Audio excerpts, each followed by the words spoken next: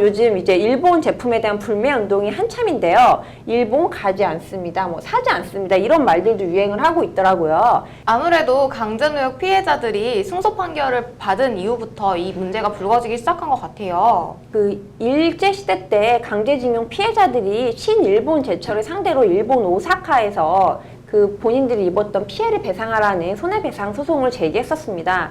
근데 역시나 일본 법원에서 최종적으로 이제 원고들 패소 판결이 2003년에 내려졌어요. 그러자 이분들이 국내 법원 상대로 2005년에 다시 신일본 제철에게 손해배상을 구하라는 소송을 제기하셨거든요.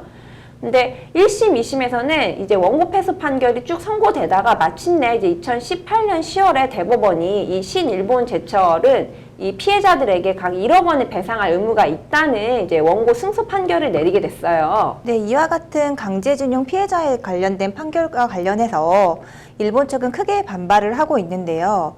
이미 1965년에 한국과 일본이 한일 청구권 협정을 맺었어요. 그렇기 때문에 강제징용 피해자들에 대해서 개인적인 청구권은 없다라고 주장을 하고 있는데요. 그죠. 이제 일본 아베 총리가 한 언론에서 그렇게 얘기했더라고요. 이제 한국이 그런 협정을 맺어놓고 지금 다른 소리를 하고 있다, 뭐 이런 이제 발언을 했던데, 사실 아베 총리의 이런 발언들은 법을 모르고 하는 얘기인가 아닌가 싶은 게, 이 국가 간의 협정은 국가 간의 외교적 보호권 등을 말하는 거지 개인의 청구권까지 포기시킬 수는 없는 부분이거든요. 게다가 이제 최근에는 아베 총리가 이러한 청구권을 포기하겠다라는 약정을 지키지 않아서 우리도 한국을 더 이상 수출 우대 국가로 인정하지 않겠다라는 발언을 해서 크게 논란이 된 적이 있는데요. 사실상 일본 정부가 한국에 대한 수출 규제를 경제적인 보복 조치로 인정한 셈인 것 같아요. 네, 맞아요. 이런 수출 규제가 있고 나서 지금 한국 디스플레이 산업 자체가 굉장히 어렵다고 하더라고요. 주로 일본에서 수입해오던 물체가 불화수소라는 건데 그게 반도체 세정에 사용되는 것들이래요. 근데 그 수소 제품 자체가 변형 가능성이 높아서 2주 정도밖에 사용을 못 하는데, 이걸 일본에서 주로 수입을 하다가 수입원이 막혀서 굉장히 어려운 상황이라고 합니다. 맞아요.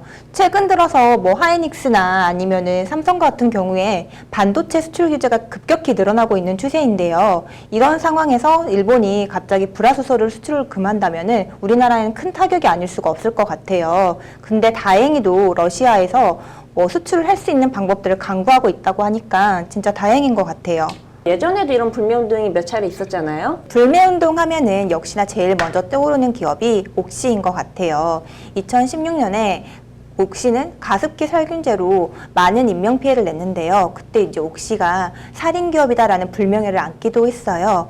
그 이후 옥시 제품에 관련된 많은 제품들에 대해서 불매운동이 일어났었는데요. 그 가습기 살균제를 사용한 사람의 수가 800만 명이라고 하더라고요. 그럼 인구의 거의 한 7분의 1 정도가 사용했다는 거 보면 엄청 많이 사용했던 것 같아요.